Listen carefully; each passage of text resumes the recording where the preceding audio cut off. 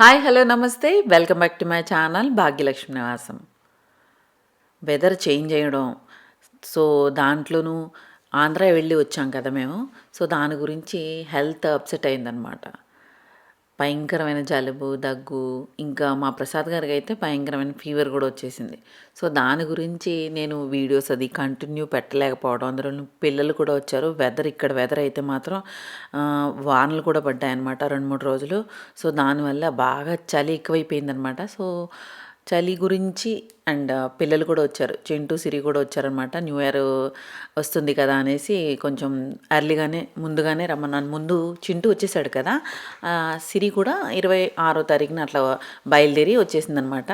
So పిల్లలు ఇద్దరు ఉంటే కనుక నాకు చెప్పాను కదా మీకు అంతకు ముందు వీడియోలో, వాళ్ళతో స్పెండ్ చేయడం ఎక్కువ నాకు ఇష్టం అనమాట. అందులోనూ వీడియోస్కి నేను తీసినా కానీ డెడికేటెడ్గా చేయాలి. లేదంటే ఊరికే ఏదో అన్నీ చూపించాలి, అన్నీ చేయాలి అని అన్నట్టు చూపించేస్తే ఇష్టం ఉండదు నాకు. సో దాని గురించి నేను అలా వీడియోలు తీను. చిన్న చిన్న క్లిప్పింగ్స్ అయితే తీశాను. సో అవి మాత్రం మీకు పోస్ట్ చేస్తున్నాను. అందులోనూ తర్వాత నేను ఆంధ్ర వెళ్ళాను కదా, ఆంధ్రాకి వెళ్ళిన తర్వాత కొన్ని షాపింగ్ కూడా చేశాను.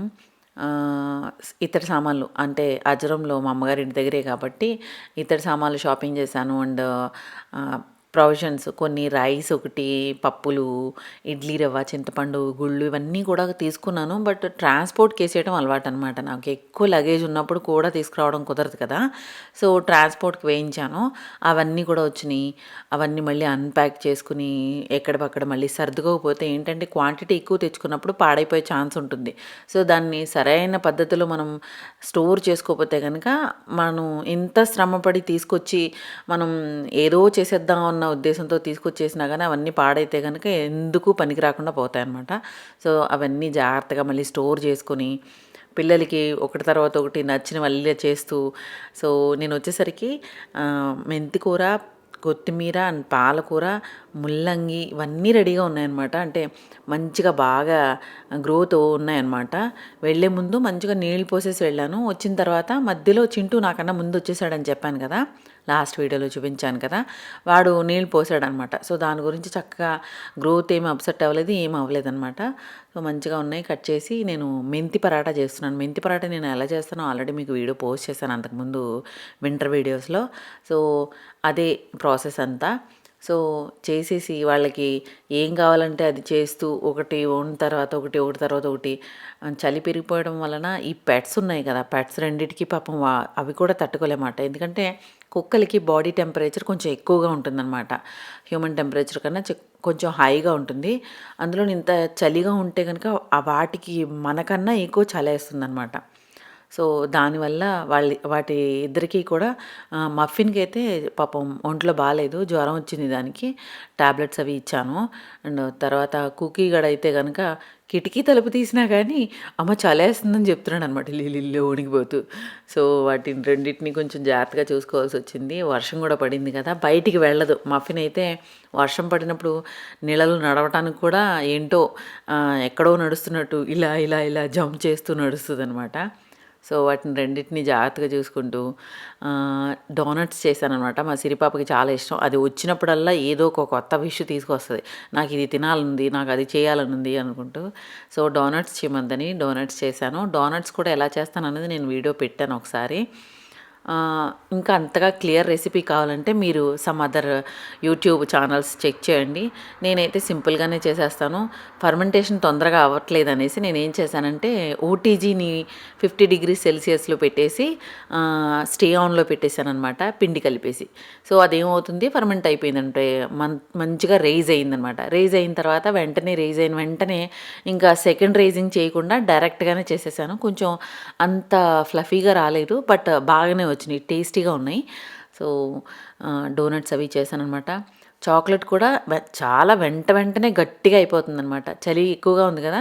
సో నేను మైక్రోవేవ్లో మెల్ట్ చేయటం, అది మళ్ళీ గట్టిగా అయిపోవడం. అండ్ మైక్రోవేవ్ అంటే గుర్తొచ్చింది, మైక్రోవేవ్ కూడా ప్రాబ్లం వచ్చింది. మైక్రోవేవ్ హీటింగ్ ప్రాసెస్ ఆగిపోయిందనమాట. అంటే పాలు వేడి చేస్తుంటే ఎందుకో పని చేయట్లేదు. ఈ చాక్లెట్ వేడి చేసిన తర్వాత పాలు వేడి చేస్తే.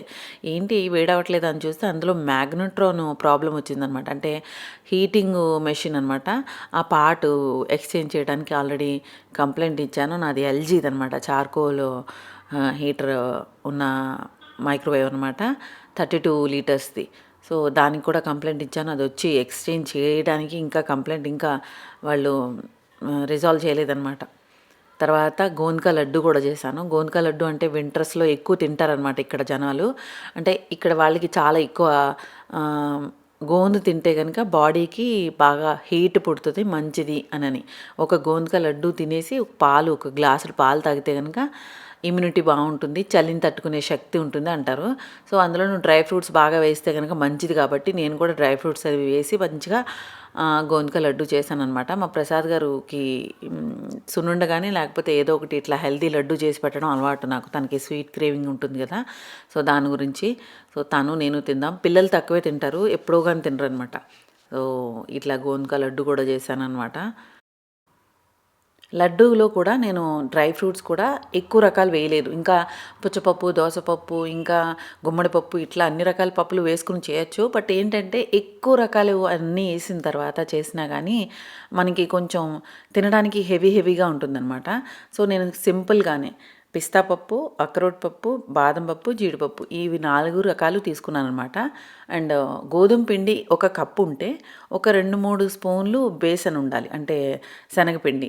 ఈ రెండిటిని కూడా చాలా దోరగా మంచి కలర్ వచ్చే వరకు, మంచి స్మెల్ వచ్చే వరకు, మంచి సువాసన వచ్చే వరకు ఫ్రై చేయాలి. అండ్ ఇందులో నేను బెల్లం పొడి వేసి చేద్దాం అనుకున్నాను. బట్ బెల్లం పొడి వేస్తే మళ్ళీ హెవీ అయిపోతుంది.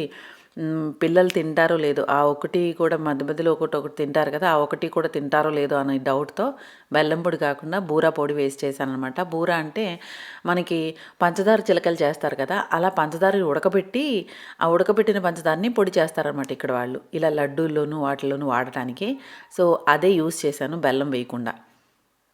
ఈరోజు పవర్ కట్ కూడా చాలా ఎక్కువ పోతుందనమాట. సో, దాని గురించి చలిమంట వేసుకొని కూర్చున్నాం బయట. కూర్చున్నప్పుడే చక్కగా నేను లడ్డు చుట్టేసాననమాట. ఇలా పిల్లలతో చాలా మట్టుకి టైం స్పెండ్ చేయడం జరిగింది. అండ్ మా వాళ్ళొచ్చారంటే ఓన్లీ లాండ్రీ వేయటానికే వచ్చినట్టు లాండ్రీ ఇంత మూటలు మూటలు తీసుకొస్తారనమాట. పాపం సిరికైతే లాండ్రీ హాస్టల్‌లో అవైలబిలిటీ ఉంది. అంటే లాండ్రీ చేసి, ప్రెస్ చేసి అంతా బట్టలంతా నీట్‌గా చేసి ఇస్తారు. బట్ అది అయినా సరే అక్కడ అందరిది కలిపి చేస్తున్నారమ్మా నాకు నచ్చట్లేదని చెప్పి వచ్చినప్పుడల్లా పెద్ద పెద్ద బ్యాగుల నిండా బర్బర్‌కి తీసుకొస్తుంది. అండ్ చింటూ అయితే ఉదయపూర్‌లో చాలా ఛార్జ్ ఎక్కువ చేస్తున్నారంట. ఒక బట్టకి అంటే ప్యాంట్ అవనివ్వండి, షర్ట్ అవనివ్వండి, బనీని అవనివ్వండి, టీ షర్ట్ అవనివ్వండి దేనికైనా సరే ₹25 నుంచి ₹30 ఛార్జ్ చేస్తున్నారంట. సో, దాని గురించి వీళ్ళిద్దరూ లాండ్రీలు మాత్రం ఎక్కువ తీసుకొస్తున్నారు. దానివల్ల నాకు ఈ పనులతోనే సరిపోయింది. వాళ్ళకి చక్కగా ఏదైనా అడిగిందల్లా వండి పెట్టడం, ఈ లాండ్రీ ఉతికి పెట్టడం. నేను కూడా ఊరెళ్ళి వచ్చాను కదా! పెళ్ళికెళ్ళొచ్చాను. సో, ఇలా ఈ బట్టలన్నీ ఉతకటాలు, ఆరేయటాలు, వర్షం కూడా పడింది ఆరట్లేదు. టంబల్ డ్రైయర్‌లో వేశాను. సో, అబ్బా! చెప్పలేనండి. అసలు చాలా హెక్టిక్‌గా అనిపించింది. సో, చలి ఉండడం వల్లనే ఎక్కువ అనిపించిందనమాట. పని ఎక్కువ చేస్తున్నట్టు, ఎక్కువసేపు అలిసిపోతున్నట్టు అనిపించింది. ఎందుకంటే చలిలో అసలు గమ్మున ఏమి చేయలేం. అంత లో టెంపరేచర్‌లో నీళ్లు ముట్టుకోవాలన్నా గానీ చాలా కష్టం. ఎంత ఫ్రిడ్జ్‌లోంచి తీసిన వాటర్ బాటిల్‌లో నీళ్ళు ఎలా ఉంటాయి అట్లా ఉంటాయనమాట. గిన్నెలు కడగటానికి డిష్ వాషర్ ఉన్నా గానీ చేతులు కడుక్కోవాలి కదా! కొన్ని ఇదిగో డచ్ ఓవెన్ ఉంది కదా! ఈ బిర్యానీ చేసిన డచ్ ఓవెను, ఆ కింద పెనం ఉంది. ఇట్లాంటివి డిష్ వాషర్‌లో వేయలేం. సో, అట్లాంటివి మనం కడుక్కోవాలన్నా గానీ అంత చల్లగా ఉన్న కూల్ వాటర్‌లో అసలు చెయ్యి పెట్టాలంటేనే భయంకరమైన చిల్‌గా ఉన్నాయన్నమాట. సో, స్టవ్ క్లీన్ చేసుకోవాలన్నా, కౌంటర్ క్లీన్ చేసుకోవాలన్నా అబ్బబ్బబ్బా! అసలు ఈ చలికాలంలోనే పని చేయాలంటేనే ఇబ్బంది. అసలు అంత చలిగా ఉందన్నమాట. ఈ సంవత్సరం అయితే మరీ ఎక్కువగా ఉంది. అసలు సమ్మర్ ఎక్కువగా ఉంది, వర్షాలు ఎక్కువగా ఉన్నాయి అండ్ చలి కూడా భయంకరంగా ఉందన్నమాట. మా వాళ్ళకి దమ్ బిర్యానీ చేశాను. ఇక్కడ దమ్ బిర్యానీలు అది ఆర్డర్ పెట్టుకుందాం అన్నా గానీ ఇక్కడ అట్లాంటివి ఏమి దొరకవండి. అంత టేస్టీగా ఉండవనమాట. సో, అందుకే ఇంట్లోనే ప్రిఫర్ చేయడం ఎక్కువ అలవాటయిపోయింది నాకు ఫస్ట్ నుంచి. బయట నుంచి తెప్పించుకున్న అంత టేస్టీగా అనిపించవు. సో నేను ఇంట్లో మాకు చేసుకున్నాను. అండ్ కుకీకి మఫిన్కి కూడా విడిగా చేస్తాను అనమాట, కుక్కర్లో పెట్టి. వాళ్ళిద్దరికి కూడా సింపుల్గా ఇంట్లోనే చేస్తూ ఉంటాను. బిర్యానీ తింటావు నువ్వు బంగాజీలి? చెప్పు ఏం కావాలమ్మా?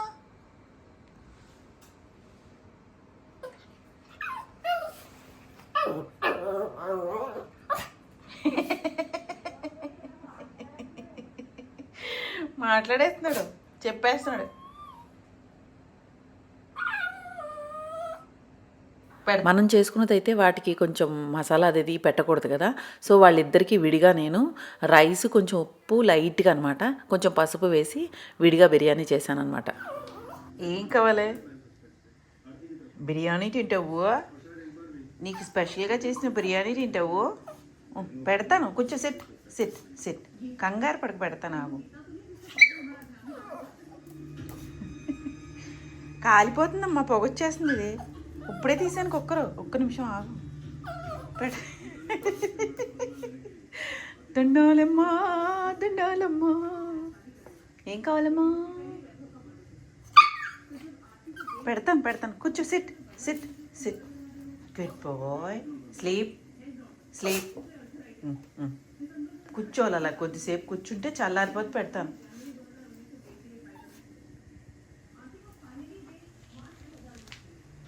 కాలిపోతుంది ఇక్కడ. అది అమ్మో, చాలా వేడిగా ఉంది. అమ్మ, ఇలా ఇలా ఇలా ఇల్లంతా చేసేస్తే వాసన వచ్చేస్తుంది. ఉండు ఉండు ఉండు, ఫస్ట్ ఇవి తినకూడదు, ముందు బిర్యానీ తినేయాలి, తర్వాత తినాలి ఇవి. మఫిన్ బిర్యానీ, కుక్కు బిర్యానీ, స్పెషల్ బిర్యానీ. చలికి వీడికి బెడ్ కుట్టానమాట నేను. సో ఆ బెడ్ మీద ఫుల్గా తినేసి బిర్యానీ ఎలా పడుకున్నాడో చూడండి.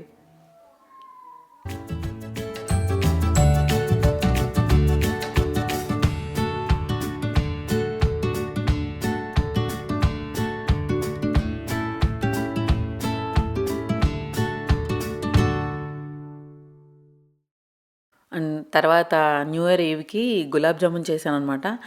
డిన్నర్కేమో బయటకు వెళ్ళిపోయాం. డిన్నర్ చేసి వచ్చేసేసరికి 11:30 అలా అయిందనమాట. గులాబ్ జామున్ చేసేసి ఇంట్లో పెట్టేసి చక్కగా వచ్చేసరికి అంతా రసం ఊరిపోయి ఉంటుంది కదా అనేసి చక్కగా ఇల్లంతా కూడా మంచిగా డెకరేట్ చేసి, ఇంట్లో మన చామంతి వస్తుంది కదా తోటలో, సో అవన్నీ చక్కగా డెకరేట్ చేశారనమాట. క్యాండిల్స్ అన్నీ వెలిగించి తర్వాత మేము డిన్నర్కి వెళ్ళి వచ్చిన తర్వాత ఇంట్లోనే సెలబ్రేట్ చేసుకున్నామన్నమాట న్యూ ఇయర్ ఈవ్. అండ్ నేను తీసుకున్న ఇత్తడి సామాన్లు అన్నాను కదా, అయితే ఈ వెంకటేశ్వర స్వామి అండ్ శంకు చక్రంది వెనకాల ఉన్న ఆర్చ్ తీసుకున్నాను అనమాట. ఇంకా కొన్ని తీసుకున్నాను, ముందు ముందు నా వీడియోస్లో మీరు చూద్దరు. కానీ